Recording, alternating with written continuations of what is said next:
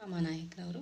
ಅದೇ ಥರನೇ ಇದೇ ಜವರೇಗೌಡರವರು ಏನು ಮಾಡಿದ್ರು ಅಂದರೆ ಬೆಂಗಳೂರಿನ ರಾಮನಗರದಲ್ಲಿ ಪ್ರಪ್ರಥಮ ಜಾನಪದ ಲೋಕ ಎನ್ನುವಂಥ ಒಂದು ಸಾಹಿತ್ಯದ ಲೋಕವನ್ನು ಸೃಷ್ಟಿಯನ್ನು ಮಾಡಿದರು. ಯಾರು ಅಂದರೆ ದೇ ಜವರೇಗೌಡರವರು.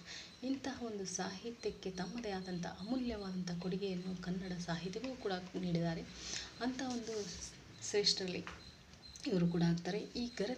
ಈ ಸಾಹಿತ್ಯ ಜನಪದ ಸಾಹಿತ್ಯ ನಾನು ಹೇಳಲು ಹೊರಟಿರುವಂಥ ಈ ಜನಪದ ಸಾಹಿತ್ಯವನ್ನು ನಾವು ಹಬ್ಬಲಿ ರಸಬಳ್ಳಿ ಎನ್ನುವ ಪದ್ಯವನ್ನು ಗರತಿಯ ಹಾಡು ತ್ರಿಪದಿಗಳು ಗರತಿಯ ಹಲಸಂಗಿಯ ಗೆಳೆಯರು ಸಂಪಾದಿಸಿರುವಂತಹ ಗರತಿಯ ಹಾಡು ತ್ರಿಪದಿಗಳ ಸಂಗ್ರಹದಿಂದ ಆಯ್ದುಕೊಂಡ ಈ ಹಬ್ಬಲಿಯವರ ರಸಬಳ್ಳಿ ಎಂಬ ಜನಪದದ ಬಗ್ಗೆ ನಾವು ಈ ದಿನ ನಾವು ತೆಗೆದುಕೊಳ್ಳೋಣ.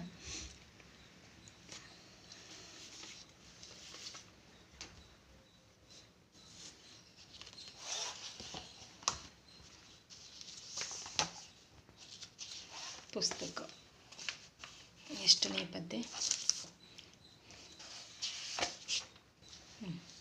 6ನೇ ಪದ್ಯ, ದ್ವಿತೀಯ PUC ಕನ್ನಡ ಭಾಷಾ ಪಠ್ಯ ಪುಸ್ತಕ ಸಾಹಿತ್ಯ ಸಂಪದದಲ್ಲಿ ಬರುವಂತಹ ಹಬ್ಬಲಿಯವರ ರಸಬಳ್ಳಿ ಎನ್ನತಕ್ಕಂಥ ಒಂದು ಪದ್ಯ.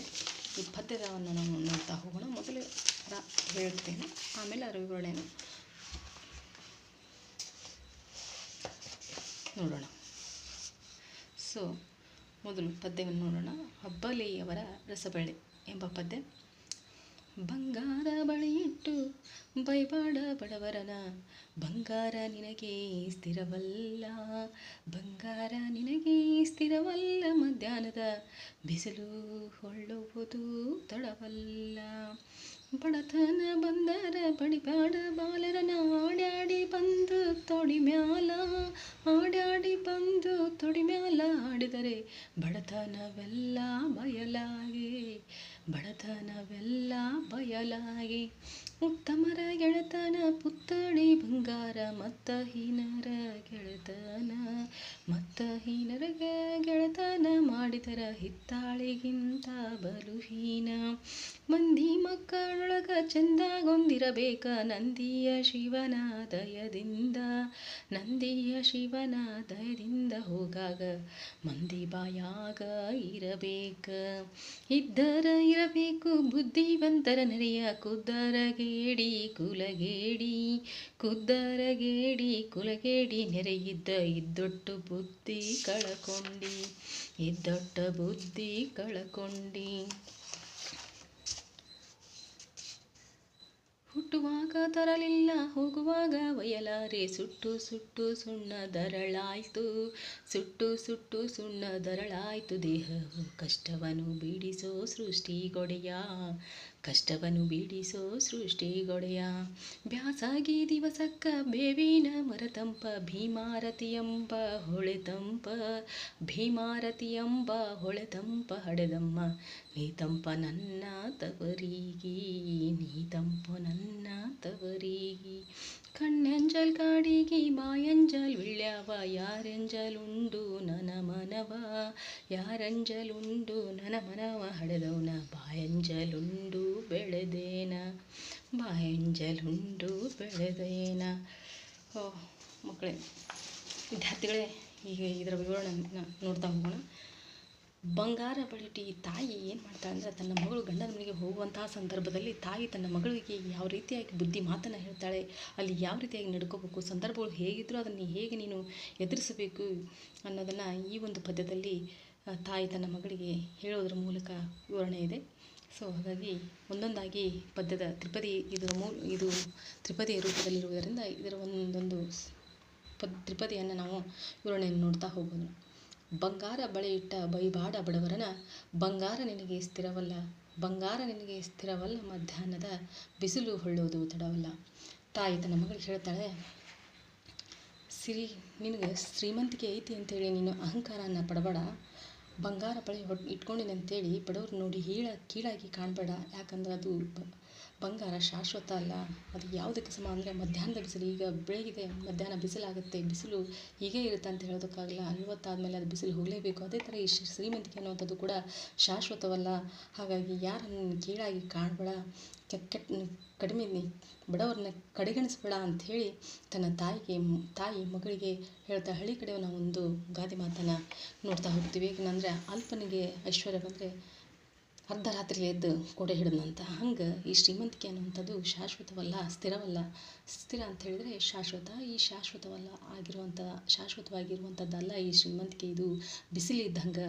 ಅದಕ್ಕೆ ನೀನು ಯಾರನ್ನು ಕಡಿಮೆ ದೃಷ್ಟಿ ಅಂದರೆ ಕೆಳದೃಷ್ಟಿಯಿಂದ ನೋಡಬೇಡ, ಎಲ್ಲರನ್ನೂ ಒಂದೇ ಸಮಾನ ದೃಷ್ಟಿಯಿಂದ ನೋಡು ಅಂಥೇಳಿ ತಾಯಿ ತನ್ನ ಮಗಳಿಗೆ ಹೇಳಿ ಕಳಿಸ್ತಾ. ಹಾಗಾದರೆ 2ನೇ ತ್ರಿಪದಿಯಲ್ಲಿ ನೋಡೋದಾದ್ರೆ, ಬಡತನ ಬಂದರ ಬಡಿಬೇಡ ಬಾಲರನ, ಆಡ್ಯಾಡಿ ಬಂದ ತೊಡೆ ಮೇಲೆ, ಆಡಿ ಬಂದ ತೊಡೆ ಮೇಲೆ ಆಡಿದರ ಹಿತ್ತಾಳಿಗೆ, ಆಡಿದರ ಬಡತನವೆಲ್ಲ ಬಯಲಾಗಿ. ನೋಡು, ತಾಯಿ ತನ್ನ ಮಗನ ಅಂಗಳದಾಗ ಆಡಾಕೆ ಬಿಡ್ತಾಳ. ಹಿಂದಿನ ಒಂದು ಕಾಲದೊಳಗೆ ಮಕ್ಕಳು ಆಡಾಕೆ ಬಿಟ್ಟು ಅವ್ರನ್ನ ಕರಿಬೇಕಾದ್ರೆ ಅವ್ರನ್ನ ಆಟಕ್ಕೆ ಬಿಡುವಾಗ ಹೇಳ್ತಾ ಇದ್ಲಂತ ತಾಯಿ ತನ್ನ ಮಕ್ಕಳಿಗೆ, ಆಡಿ ಬಾಯನ ಕಂದ ಅಂಗಾಲ ತೊಳೆದೇನ, ತೆಂಗಿನಕಾಯಿ ತಿಳಿ ನೀರ ತಕ್ಕೊಂಡು ಬಂಗಾರದ ಮೋರೆ ತೊಳೆದೇನ. ಅಂದ್ರೆ ನಿನ್ನ ಬಂಗಾರದಂಥ ಮೋರಿನ ತೆಂಗಿನಕಾಯಿ ನೀರನ್ನು ತಕ್ಕೊಂಡು ತೊಳೆದೀನಿ, ನೀ ಆಡಿ ಬಾ ನಿನ್ನ ಅಂಗಾಲನ್ನು ತೊಳಿತೀನಿ ಅಂತ ಹೇಳ್ತಾರೆ. ಆದರೆ ಈಗಲೂ ತಾಯಿ ಅಂತ ಹೇಳ್ತಾರೆ, ಹೊರಗೆ ಹೋದ್ರೆ ಕಾಲಿಗೆ ಡಸ್ಟ್ ಹತ್ತೈತಿ, ಬ್ಯಾಕ್ಟೀರಿಯಾಗಳು ಹತ್ಕೋತವು ಅಂತ ಹೇಳ್ತಾರೆ. ನೋಡಿ ಎಷ್ಟೊಂದು ವ್ಯತ್ಯಾಸಗಳಿದೆ ಈಗಿನ ಒಂದು ದಿನಕ್ಕೂ ಆಗಿನ ಒಂದು ಜೀವನಕ್ಕೂ ಅನ್ನೋದನ್ನು ನೋಡ್ಬೋದು. ಬಡತನ ಬಂದ್ರೆ ನೀನು ಮಕ್ಕಳಿಗೆ ಬಡಿಬೇಡ, ನಿನ್ನ ಬಡತನದ ಸಿಟ್ಟು ನಿನ್ನ ಮಕ್ಕಳ ಮೇಲೆ ಹೇರಿ ಅವ್ರನ್ನ ಹೊಡಿಬೇಡ. ಅವ್ರು ಆಡಿ ಬಂದು ನಿನ್ನ ತೊಡೆ ಮೇಲೆ ಮಕ್ಕೊಂಡ್ರೆ ಏನಾಗ್ತದೆ, ನಿನಗೆ ಸ್ವರ್ಗ ಸಿಕ್ಕಂಗೆ. ನಿನ್ನ ಕಷ್ಟಗಳೆಲ್ಲ ದೂರ ಆಗುತ್ತೆ. ಅವರ ಮುದ್ದು ಮುಖವನ್ನು ನೋಡಿದ್ರೆ ನಿನ್ನ ಕಷ್ಟಗಳು ದೂರ ಆಗಿ ಸಂತೋಷದ ಒಂದು ಹೊಲಿನಲ್ಲಿ ನೀನು ತೇಲಾಡ್ತಾ ಇರ್ತೀವಿ. ಅದಕ್ಕೆ ನೀನು ಬಡತನ ಎಲ್ಲ ಕಷ್ಟಗಳೆಲ್ಲ ದೂರ ಆಗುತ್ತೆ. ಮಕ್ಕಳ ಮುಖ ನೋಡಿದ್ರೆ ಸಾಕು, ಮಕ್ಕಳ ಮುಖ ಮುದ್ದು ಬರುವಂಥ ಇರುತ್ತೆ. ಹಾಗಾಗಿ ಮಕ್ಕಳು ದೇವರಿಗೆ ಸಮಾನ, ಅವರನ್ನು ನೀನು ಬಡಿಬೇಡ, ಬೈಬೇಡ ಅಂತ ಹೇಳಿ ತನ್ನ ತಾಯಿ ಮಗಳಿಗೆ ಹೇಳ್ತಾ ಹೋಗ್ತಾಳೆ. ಈ 3ನೇ ಒಂದು ತ್ರಿಪದಿಯಲ್ಲಿ ನೋಡೋದಾದರೆ, ಉತ್ತಮರ ಗೆಳೆತನ ಪುತ್ತಳಿ ಬಂಗಾರ, ಹೀನರ ಗೆಳೆತನ ಮಾಡಿದರ ಹಿತ್ತಾಳಿಗಿಂತ ಬಲುಹೀನ. ನೋಡಿ, ಇಲ್ಲಿ ಗೆಳೆತನದ ಬಗ್ಗೆ ಹೇಳ್ತಾ ಹೋಗ್ತಾಳೆ ತಾಯಿ. ಉತ್ತಮರ ಗೆಳೆತನ ಹೆಂಗಿರುತ್ತೆ ಅಂದ್ರೆ, ಪುತ್ತಳಿ ಬಂಗಾರ. ಪುತ್ತಳಿ ಅಂದರೆ ವಿಗ್ರಹ, ಮೂರ್ತಿ. ಆ ಮೂರ್ತಿಯ ರೂಪದಲ್ಲಿ ಬಂಗಾರ, ಮೂರ್ತಿಯಲ್ಲಿ ಉತ್ತಮರ ಗೆಳೆತನ ಬಂಗಾರ ಇದ್ದಂಗೆ ಅದ ಬುದ್ಧಿ. ಕೆಟ್ಟವರ ಗೆಳೆತನ ಮಾಡಿದ್ರೆ ಏನಾಗುತ್ತೆ ಅಂದ್ರೆ ಹಿತ್ತಾಳೆಗಿಂತ ಬಲುಹೀನ. ಅಂದ್ರೆ ಹಿತ್ತಾಳೆ ಬೆಲೆ ಇಲ್ಲದೆ ಇರುವಂಥದ್ದು, ಬಂಗಾರಕ್ಕೆ ಬೆಲೆ ಜಾಸ್ತಿ.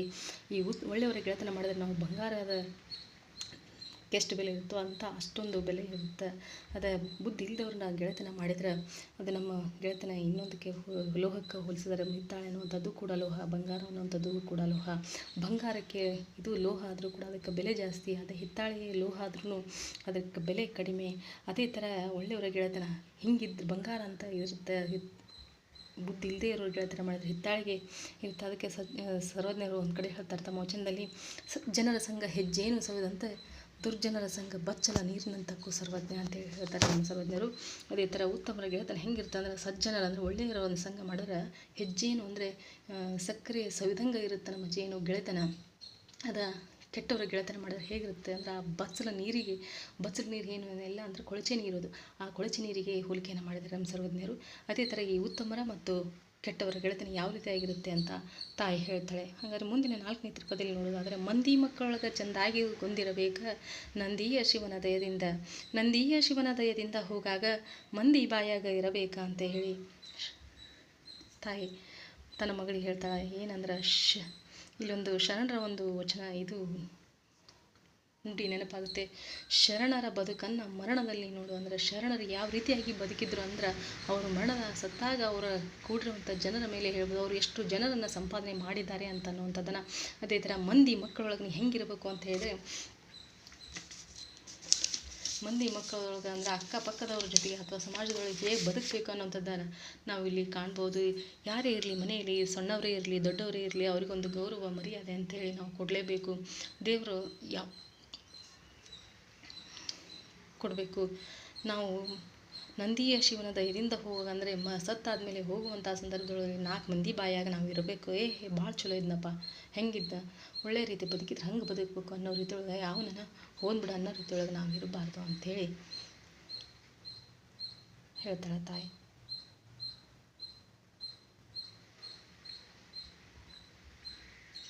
ಮುಂದಿನ ಒಂದು 5ನೇ ಒಂದು ಪದ್ಯದಲ್ಲಿ ನೋಡೋದಾದರೆ, ಇರಬೇಕು ಬುದ್ಧಿವಂತರ ನೆರೆಯ ಖುದ್ದರಗೇಡಿ ಕುಲಗೇಡಿ ನೆರೆ ಇದ್ದಟ್ಟು ಬುದ್ಧಿ ಕಳ್ಕೊಂಡೆ.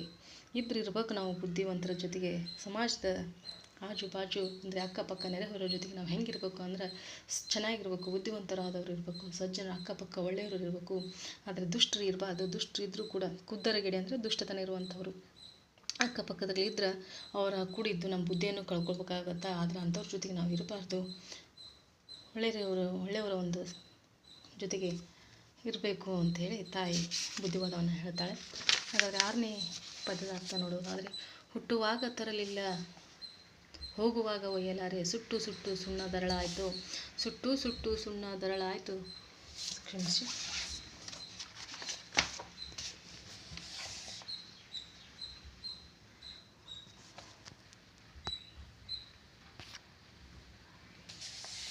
ಹುಟ್ಟುವಾಗ ತರಲಿಲ್ಲ ಹೋಗುವಾಗ ಒಯ್ಯಲಾರೆ, ಸುಟ್ಟು ಸುಟ್ಟು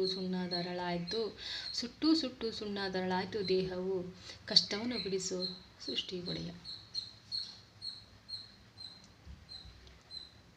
ಕಷ್ಟದ ಸಂದರ್ಭದಲ್ಲಿ ನಾವು ಹೋಗಲಾಡಿಸುವಂಥ ದೇವ್ರನಲ್ಲಿ ಮುಂದಿನ ಒಂದು ಅವಧಿಯಲ್ಲಿ ನಾನು ಇದು ಪೂರ್ಣಗೊಳಿಸ್ತೀನಿ ಪದ್ಯವನ್ನು. ಇಲ್ಲಿ ಧನ್ಯವಾದಗಳು.